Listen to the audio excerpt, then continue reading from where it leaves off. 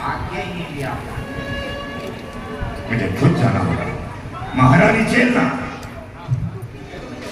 तुम्हारे द्वार पर हमने अपने चरण पादुकाएं रखी थी, क्या किसी दासदासी ने उठाकर कहीं और रख दी है? हमारे पांव की चरण पादुका वहां नहीं मिल रही है। बताओ हमें, हम किससे पूछें? हम अपनी चरण पादुका को कहां ढूंढें? मैं बताती हूँ आपको। आप भूतकाल में जाकर चरण पादुका की स्थिति देखिए, वर्तमान काल में ये देखिए कि वो पादुका किसके पास है, और भविष्य काल में जाकर अपनी पादुका लेकर वापस ले आइए। महारानी, तुम हमारे ज्ञान का हास्य कर रही हो।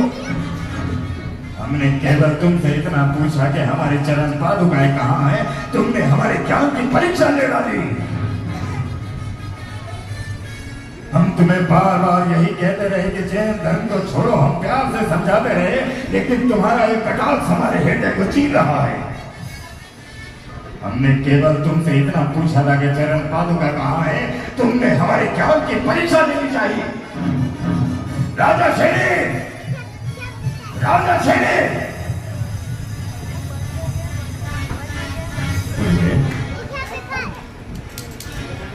आप इतने क्रोधित क्यों हैं? क्या आज के भोजन में तुम्हें भोजन का आनंद नहीं आया? पूरी अपनी रानी से कि गुरुओं का घर बुलाकर ऐसे ही अपमान किया जाता है क्या? तेरी रानी को हम बार बार कहते रहे कि अपने धर्म को त्याग दे, लेकिन तेरी रानी ने हमारा ही अपमान किया है। कैसा अपमान? किस तरह का अपमान? मेरी रानी किसी का अपमान नहीं कर सकती, हंसती है। हमने एक चरण पादुका के लिए क्या पूछा? तेरी रानी हमारे ज्ञान की परीक्षा लेना चाहती है। कहती है खोई हुई पादुका को 3 काल में जाकर उसे ढूंढ कर लाओ। आज तक हमारा किसी ने इस तरह का अपमान नहीं किया। तेरे राज्य और स्वयं तेरा भी मस्तक हमारे चरणों में झुका रहता है, लेकिन हमारे ज्ञान को किसी ने नहीं ललकारा।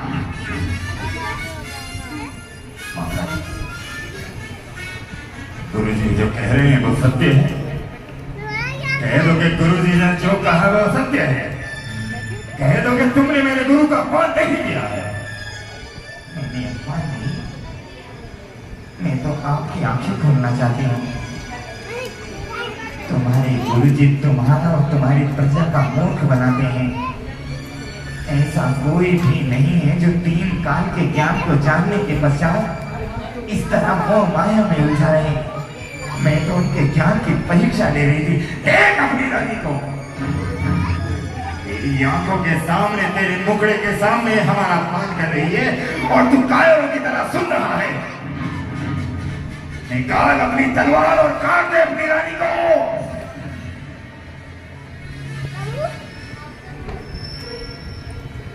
मैं जान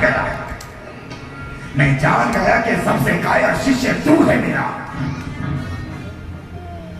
हम तो जैन धर्म इसका छुड़वाने आए थे, लेकिन ऐसा लगता है कि इसकी बातों में तू आ गया। नहीं गुरुदेव,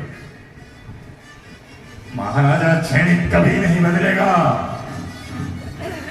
हाँ, मैं अपनी पत्नी की हत्या नहीं कर सकता, मैं उसे कोई दंड नहीं दे सकता, लेकिन इसके पश्चात आपके चरणों की सौगंध खाता हूं।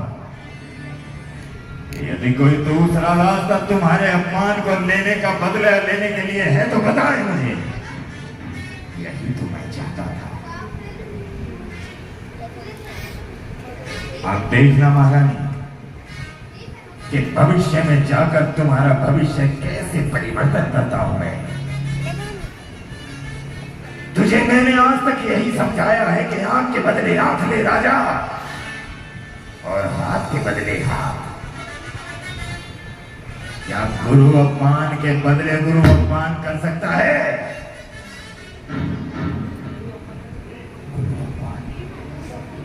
हाँ, जिस तरह तेरे गुरु का यह अपमान हुआ है, इसी तरह उन दिगंबर साधुओं का अपमान कर पाएगा। यदि कर सकता है, उसी दिन आकर मेरे चरणों को छूकर मेरा आशीर्वाद देना। अन्यथा तेरे गुरु इस दुनिया में तेरे लिए जीवित नहीं है।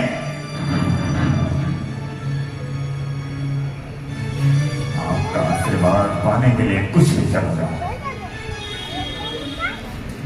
मैं जब तक आपके अपमान का बदला इन दिगंबर साधुओं से ना ले लूं, तब तक ये राजा सैनिक अन्न और जल की एक बूंद को हाथ तक नहीं लगाएगा। वचन देता हूं, जब तक उन दिगंबर साधुओं का अपमान न कर दूं, तब तक आपके चरणों को ये राजा सैनिक नहीं छुएगा। वचन दिया सोचा नहीं, क्या होगा परिणाम, सोच समझ कर कीजिए जीवन में हर काम।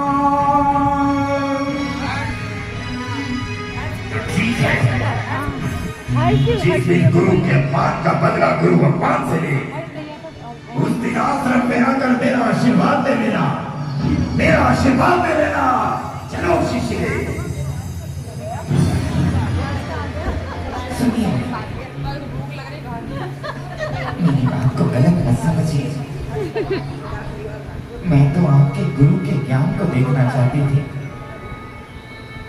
वो ज्ञानी कभी नहीं हो सकता जो अपने ज्ञान का ढोंग करता हो, टिटोरा पीटता हो। तो हमारे गुरु थे,